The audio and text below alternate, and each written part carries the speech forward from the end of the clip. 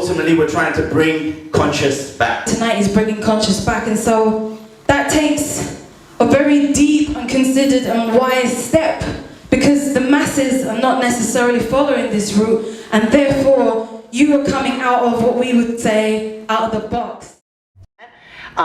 My understanding, and I think Nicholle will agree, is that really is a movement to get us all to see our common humanity. Look around this room, look how diverse this group of people is right here, and to start recognizing that and working towards issues of social justice.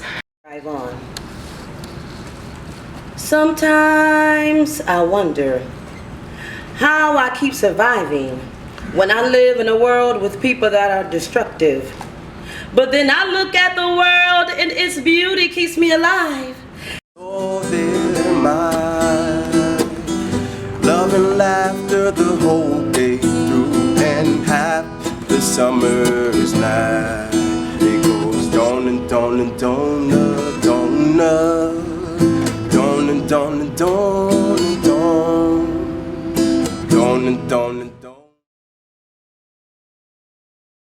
So I see everyone like looking at the fact that the system is the problem. It's not any one person. It's literally the structure of power is slanted against our poor communities. It's that simple. And the structure will not change unless the people that are actively perpetuating it are called upon to change. Yes. So unless the warden, unless the sheriff, unless all of these for-profit prisons, all of these police officers that are paid subsidies to arrest people of color in these communities for charges that aren't even real. Resisting arrest. You get arrested for resisting arrest. How does that work? Until we as a community identify ourselves as the sole caretakers of our own health. The health of our community are not the responsibility of anyone above. It's us. Life. I have a problem. I have an attitude problem, and I'm a violent person. That's what I went to prison for.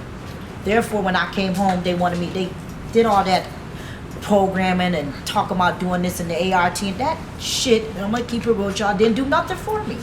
Because I still came home, even though I stayed home and did all my time out here, I still could not get it. Why isn't white-collar crime prosecuted? Oh. Because that's where the money for prevention is. And we don't have it anymore. It's not there, and we need it.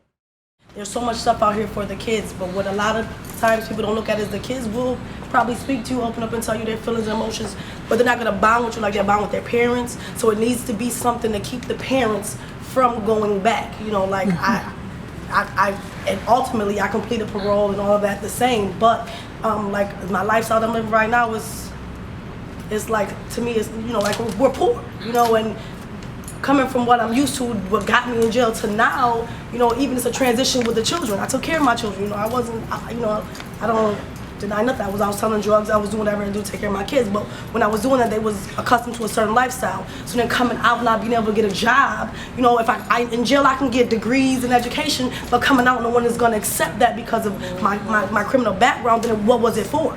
Mm-hmm. You know, so it really, to me, seems like it goes back to, like, what is there out here for the incarcerated ones to come home to say that I can change my life and I can make things better. It's not that people want to be in jail, it's like you're forced to go back. If you're going to take care, one of your conditions of parole is to take care of your dependent children. How are you supposed to do that if you don't have a job? Dance plays with my soul in the heaven of music. A fun game we play as I sway back and forth to the sounds of the instruments, especially when Sarah Vaughan hits any note she wants. Jazz is so playful with me that my soul begins to sing.